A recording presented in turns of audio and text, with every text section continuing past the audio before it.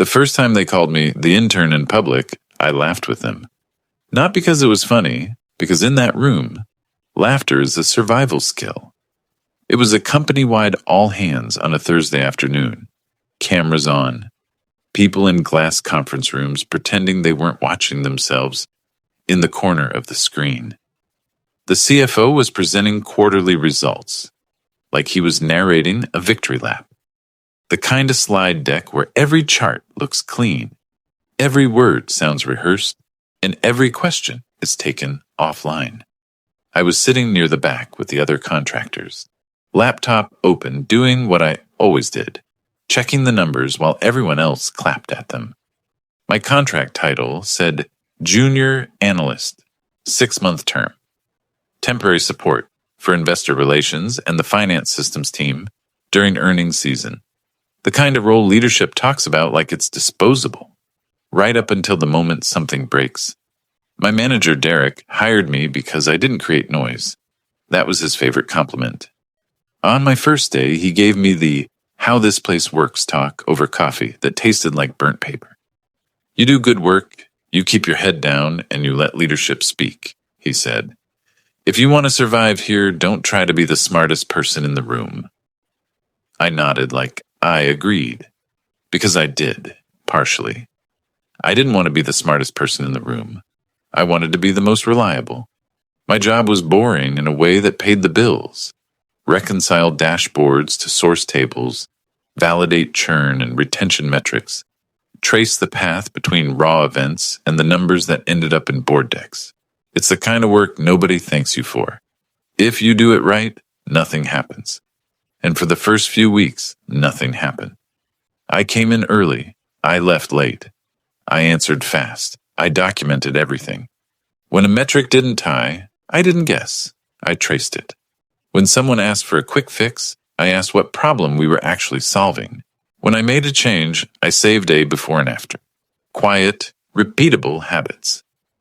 Derek liked me for it. He'd stop by my desk and say, "You're a machine," like it was praise. He'd forward me requests with no context and expect me to handle them without questions. I did, because I believed the story I always tell myself at the beginning of a job. If you perform, people respect you. Then came the all hands. The CFO clicked through revenue, margin, operational discipline. Big words, smooth tone. The room was full of polite confidence. People were already celebrating the next promotion before the sentence finished. Then a slide came up titled, Retention Stability. A clean chart, a steady line. The kind of picture that makes executives sleep at night. The CFO said, "This is what focus looks like. This is what accountability looks like." Derek, sitting 2 rows in front of me, turned halfway around like he was on stage too. He raised his hand and said loud enough for the people around us to hear, "And credit where it's due, our intern built that reporting, give him a hand." A few people chuckled. Not cruel laughter. Worse. That polite corporate laughter that says we're all friends here while reminding you exactly who gets to speak and who gets to be spoken about. I felt my face tighten. I forced a smile anyway. The camera was on. There are unwritten rules in rooms like that, and one of them is simple. Don't make leadership uncomfortable on a day they're trying to look perfect. After the meeting, Derek clapped my shoulder as everyone filtered out. "Good sport," he said. "That's culture. Don't be sensitive." I didn't answer. I didn't want to say the wrong thing when I still had a paycheck attached to my access badge. That night, the office emptied early because the all hands had made everyone feel like they'd earned a shorter day. The building got quiet in the way big buildings do. Lights still on, but the air thin like it's waiting. I stayed. I had one last reconciliation to finish for the earnings packet. The version of the truth that goes to investor relations. The one that becomes fact the moment it leaves the room. I pulled the retention data set, tied it to the warehouse table, and compared it to the dashboard output. At first, I assumed I'd made a mistake. I ran it again. Same result. The warehouse showed a small, jagged drop. Real churn. Normal churn. But the dashboard showed a smoother line, just clean enough to look intentional. just subtle enough to avoid obvious accusations. I leaned closer and traced the query logic. Everything looked normal until I saw it. A conditional adjustment that kicked in only under certain segment filters, labeled like a harmless correction. A one-time tweak, except it wasn't correcting anything. It was shaping the picture.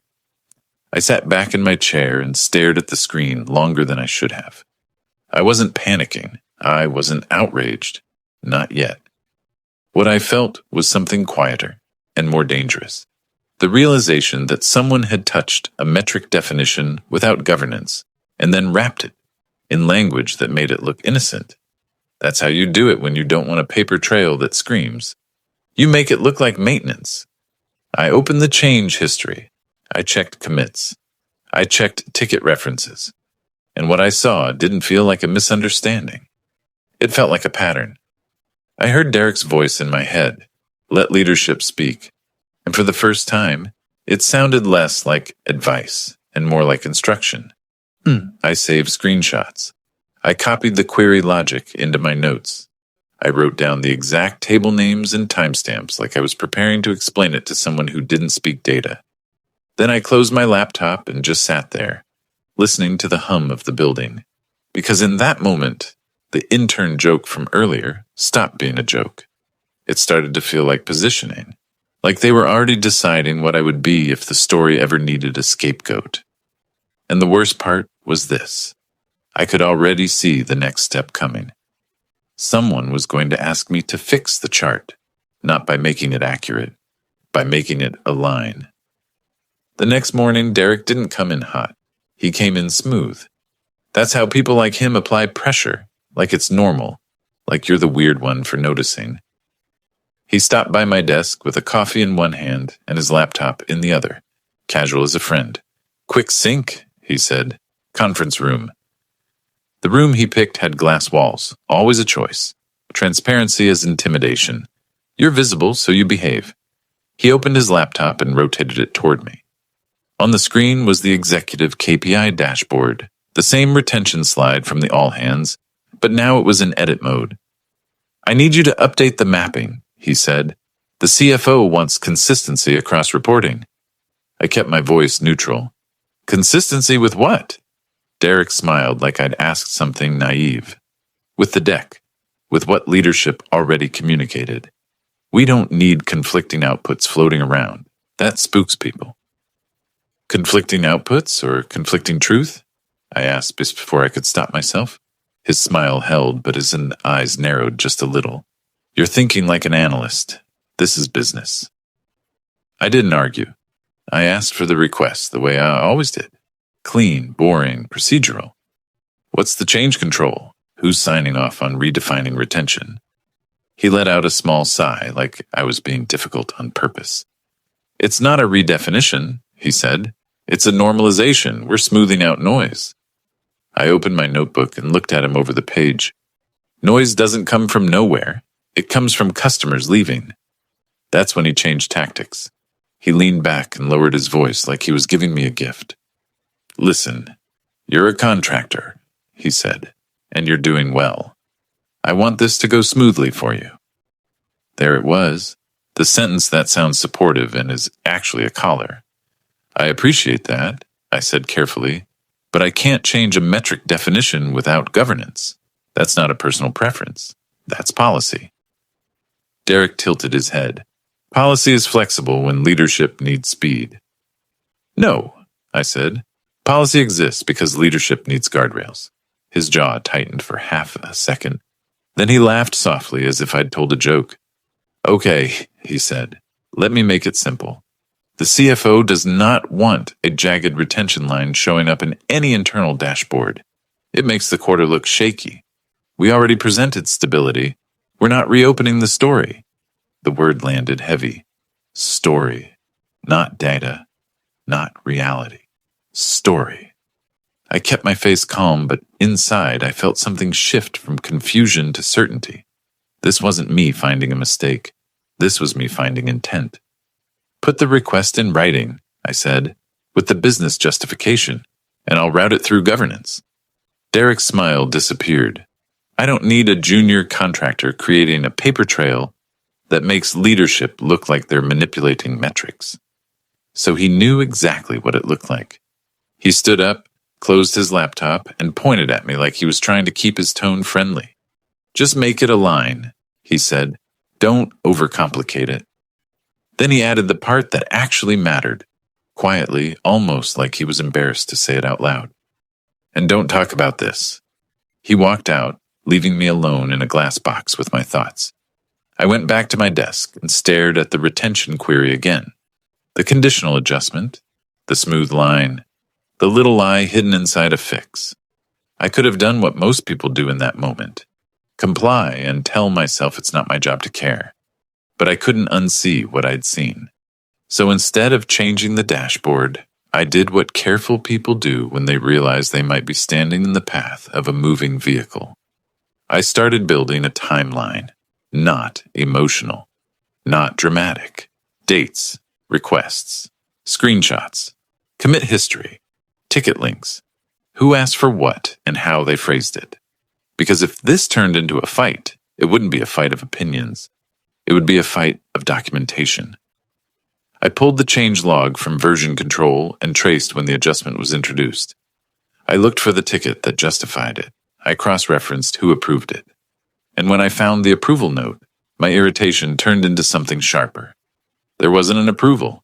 There was a comment, a vague throwaway line in a tracking thread that said, "Temporary smoothing until next quarter cleanup." No governance, no sign-off, no disclosure, just a plan to clean it up later, after the story had done its job. I sat there and realized something that made my stomach go cold. If this ever got questioned, they wouldn't say, "Leadership pushed an adjustment." They'd say, "A junior analyst made an error." And Derek had already given me the role in that script. Intern, disposable, though easy to blame. I minimized my windows and opened something else, something I'd never needed at a job before, the company's investor relations policy and corporate bylaws. It wasn't paranoia, it was pattern recognition. Public companies don't just have rules for employees. They have rules for shareholders. And if leadership was willing to play with metrics to protect a narrative, then the only place truth could survive was in the one environment where narrative is audited by force, shareholder governance. I read the bylaws like I was studying for an exam, special meetings, threshold requirements, formal notice, delivery methods, timelines. And that's when I found the line that made my pulse slow down. A special shareholder meeting could be requested if holders of a certain percentage demanded it, properly, formally, and on record. I didn't have that percentage, but I knew exactly who might, because a week earlier, while helping IR compile ownership notes, I'd seen a name that didn't belong with the passive funds, a small activist fund. They weren't the biggest, they weren't loud, but they were persistent. They asked questions, they filed letters. They didn't like surprises. I stared at the fund's name on my screen for a long moment. My rational brain said, "Don't touch this, you'll get crushed." But another part of me, the part Derek had tried to humiliate in public, whispered something calmer. If they want to treat you like you have no power, your only move is to find the one kind of power they can't laugh off. Procedure. Proof? And then silence, the kind that means something's gone wrong, because right after that thought, I tried to open the governance folder again. Access denied. The system didn't glitch. Someone had made a decision, and they'd made it fast. I didn't call Derek right away. That's what people expect when you find something wrong, that you'll go handle it like it's a misunderstanding. But I'd worked enough jobs to know this. When someone cuts your access after you ask a reasonable question, it's not because they want clarity. It's because they want control. So I did the only thing that still made sense. I opened a blank document and started writing the timeline like I was preparing it for someone who had never met Derek, never seen our dashboards, and didn't care about office politics. Date, time, what changed, who asked, what words they used, not feelings, facts. I listed the retention query, the conditional adjustment, the moment Derek called it normalization, the moment he said, "Don't talk about this," the exact minute my governance access disappeared. And the more I wrote it down, the clearer the shape became. This wasn't a single bad decision. This was a path. Leadership needed a clean story. Derek needed someone small enough to push the button without asking why. And if the button ever got questioned, they needed that person to be easy to remove. Intern, contractor, misalignment, a scapegoat you can delete from the org chart and pretend was a short-term problem. Around midday, Derek sent me a message, a short line in chat. Need the updated mapping by end of day. No explanation, no ticket, no governance request, just the expectation that I'd do it quietly. I stared at the message for a long time before typing back. I can't change the metric definitions without documented sign-off. Please rat through governance. My hands didn't shake. My tone stayed calm. It was the most reasonable sentence in the world, and it felt like lighting a match in a room full of gas. 5 minutes later, another notification hit my screen. My access to the dashboard workspace was restricted. Not all dashboards, just the one tied to retention. They didn't lock me out of everything. They locked me out of the one place where the lie lived. That detail mattered. It told me they weren't worried about security. They were worried about visibility. I felt the break then. Not dramatic, not cinematic. Just a quiet internal snap, like a thread finally giving up. Because it meant the truth was no longer a work issue. It was a survival issue. If they were willing to move that fast, they'd already decided I was a risk. And people don't neutralize risks with conversations. They neutralize them with paperwork. That afternoon, I got a calendar invite from HR. Subject, check-in. No agenda, no context. 30 minutes. I knew that pattern too. I didn't panic. I prepared. Before the meeting, I gathered only what I was already authorized to access. I didn't break permissions. I didn't download restricted files. I didn't do anything illegal or reckless. I pulled commit history from the system where I had legitimate access. I captured screenshots of the query logic. I saved the chat message where Derek demanded the change without governance. I exported the change log, showing when the adjustment was introduced. Then I wrote something that felt strange to write at my age, at my level, in my temporary role. A plain English explanation, 1 page, no jargon. If you define retention one way in the warehouse and a different way in the executive dashboard, you are presenting inconsistent metrics. If the inconsistency is intentional and undisclosed, it becomes a governance problem. That was it. That was the whole argument. When I walked into the HR room, Derek was already there. He sat with his hands folded, wearing the face he used in meetings when he wanted to look like the reasonable adult in the room. The HR partner, Rachel, smiled professionally. "Thanks for joining," she said. "This is just a quick check-in." Derek spoke first, smooth as always. "We've noticed some friction," he said. "Some difficulty aligning with leadership direction. We want to make sure you're set up for success." I looked at him and realized something that made me strangely calm. He wasn't angry. He was rehearsed. Rachel glanced at me. "Is everything okay on your side?" I didn't accuse. I didn't raise my voice. I didn't say fraud or manipulation like I wanted to. I said, "I'm being asked to change a metric definition without governance sign-off. When I asked for proper approval, my access was removed." Rachel blinked once, slower than normal. "Removed?" Derek cut in immediately. "We tightened permissions. Standard practice. He's overreacting." I nodded like I accepted that explanation, then asked one question. Quiet, specific, unavoidable. Why was my access tightened only after I refused to implement the change? Derek's jaw moved slightly, like he was chewing on an answer. Rachel looked between us. I could tell she didn't want this to be real.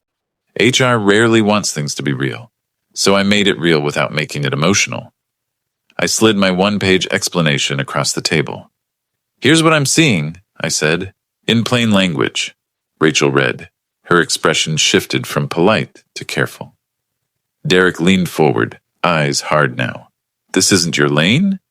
I felt something heavy lift off my chest, because the last doubt I had finally died. He didn't deny it. He just didn't want me saying it out loud. That meeting ended the way these meetings always end when risk enters the room. Rachel promised to look into it. Derek promised to follow up. And everyone pretended it was still normal. But the moment I stepped back into the hallway, my phone buzzed. An email from IT Access Management. Subject: permission change completed. My access to the broader reporting project was now under review. Not removed yet. Under review.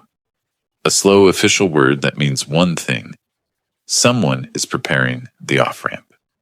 I walked back to my desk and stared at the email until my eyes stopped trying to soften it. And that's when the realization fully settled in. They weren't going to resolve this. They were going to erase me. They would end my contract, label it performance misalignment, and keep the narrative intact.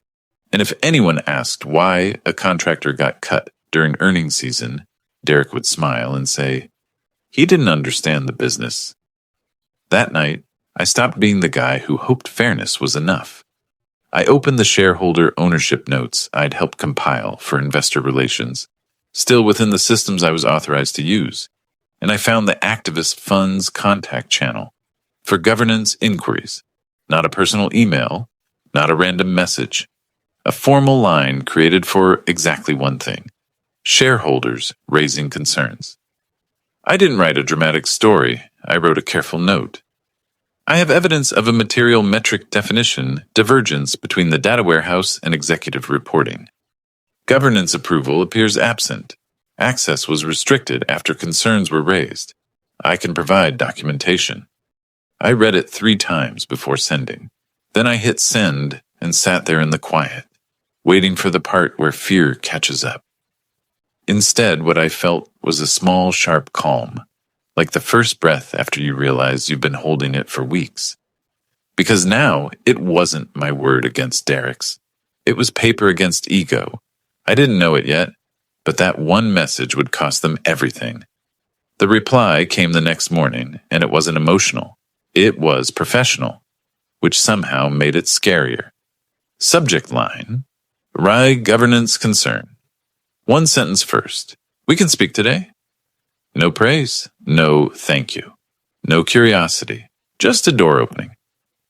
I stepped into a phone booth room, one of those tiny glass cubes the company called focus spaces, and called the number in the signature. A man answered. Calm voice, legal cadence. This is counsel for the fund, he said. Before we go further, I need to understand something. Can you prove 3 things? That the definition differs, that governance was bypassed, and that access was restricted after you raised it? Yes, I said, and it was the first time in days I didn't feel like I was guessing. Send it, he said. Only what you're authorized to share. Include timestamps. Keep it factual. I emailed the packet the way you send something you expect to be read by people who make decisions for a living. Clean, indexed, and boring. Screenshots of the query. Commit history. Derek's message. The access change email. My 1-page plain English explanation. Less than an hour later, my phone rang again. We reviewed, counsel said. This is actionable. The word hit like a gavel. He didn't say fraud. He didn't say scandal. He said actionable, because that's what matters in their world. Can you move the machinery? Then he added, we already meet the threshold for a special meeting request under the bylaws. We're drafting formal notice now. My throat went tight. Today? Today, he said. Delivered properly. On record. And then, because he was a lawyer, and lawyers don't do drama, he said the line that changed the temperature in my bones. Do not discuss this internally anymore. Assume you are being managed out. I hung up and just sat there for a second, listening to the quiet hum of the ventilation. I didn't know whether to feel relief or dread, because now it wasn't a private workplace conflict. Now it was governance. Now the company couldn't coach the truth away. I walked back to my desk and found Derek already waiting, not sitting, standing, arms folded, face set. He didn't ask how my morning was. "Did you contact anyone outside the company?" he said, too controlled to be casual. I kept my voice level.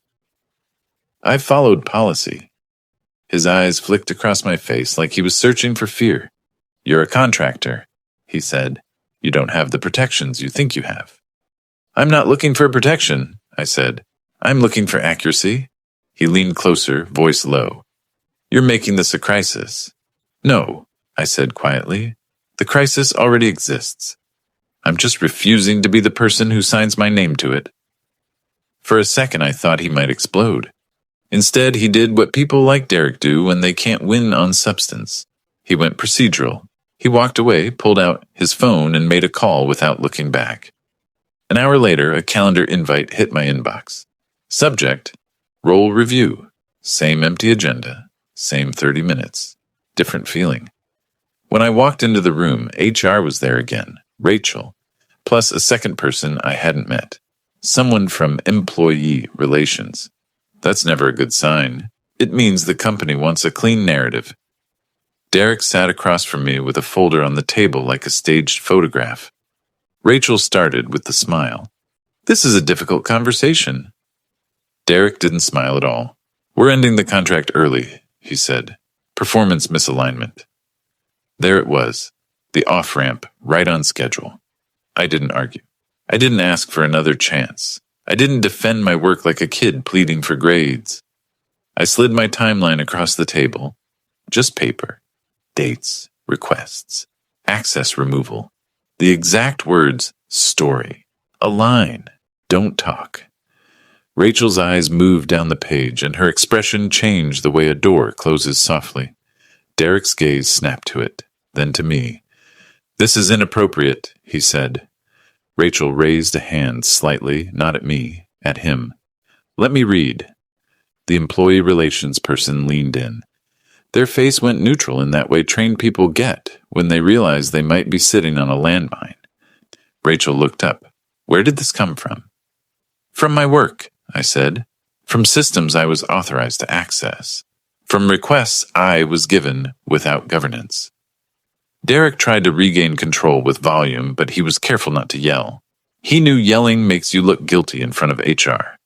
"He's overreacting," Derek said. "He doesn't understand business context." I didn't take the bait. I didn't call Derek a liar. I didn't say the words that would make this sound like a feud. I said one sentence, slow and clear. "A formal special shareholder meeting request has been delivered." The room went still. Not awkward still, operational still, the kind of still where everyone recalculates risk. Rachel's eyes widened just a fraction. "Delivered?" "Yes," I said. "Properly. On record." Derek's face changed. The confidence didn't evaporate dramatically. It just drained, like someone pulled a plug. Employee relations asked, "Who delivered it?" "I'm not discussing internal details," I said. "But it's real." Rachel stood up, chair scraping. "We need to pause." Derek stood too fast. "You can't just—" Rachel cut him off. "Stop. Right now." That was my micro-catharsis. Not because she was on my side, HR is rarely on your side, but because for the first time Derek didn't control the room. Rachel turned to me. "Do you have copies of this documentation?"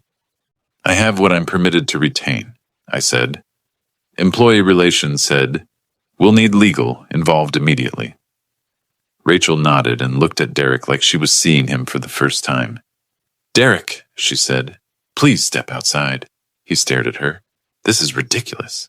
"Step outside," she repeated, colder now. He left the room and the door clicked shut behind him.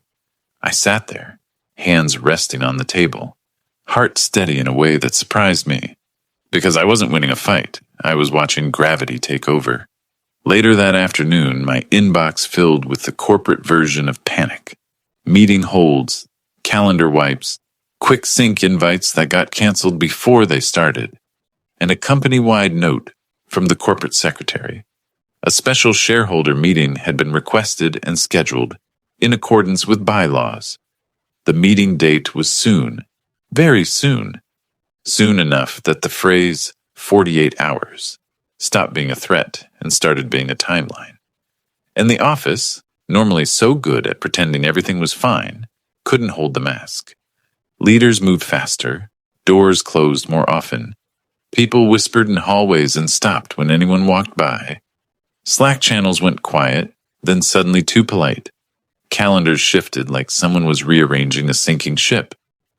Derek didn't come back to my desk. His name started disappearing from meeting invites. First from the retention working session, then from the earnings follow-up, then from a leadership sync he never missed. And that was when I understood the most satisfying part of corporate karma. They don't always fire you in a dramatic moment. Sometimes they just remove you from relevance until you vanish. That night, I walked out of the building with my badge still active. Not because they respected me, because nobody wanted to touch anything without legal signing off now. They had called me intern in public to keep me small. Now the company had a shareholder meeting in motion, legal in the loop, HR frozen mid-termination, and a paper trail that didn't care about Derek's personality. I got into my car and sat there for a minute with the engine off. Because even with all that, I knew one thing. The real chaos hadn't started yet. It was about to happen in a room full of shareholders who didn't laugh at jokes like intern. They asked questions, and answers had to survive daylight. The shareholder meeting wasn't a shouting match. It was worse for them than shouting because it was calm. A week earlier, Derek could laugh and call me intern in front of everyone and feel untouchable.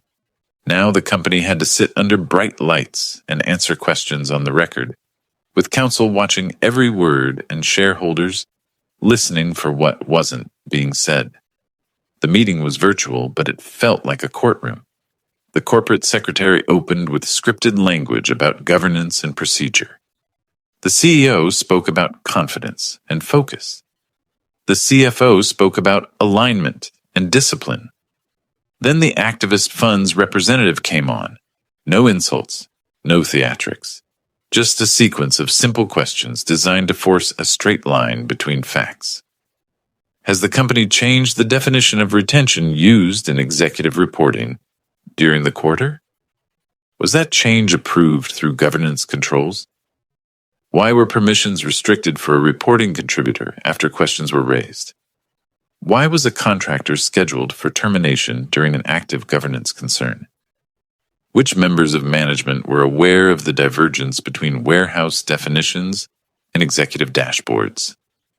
Every question did the same thing. It removed space for spin. The CFO tried first.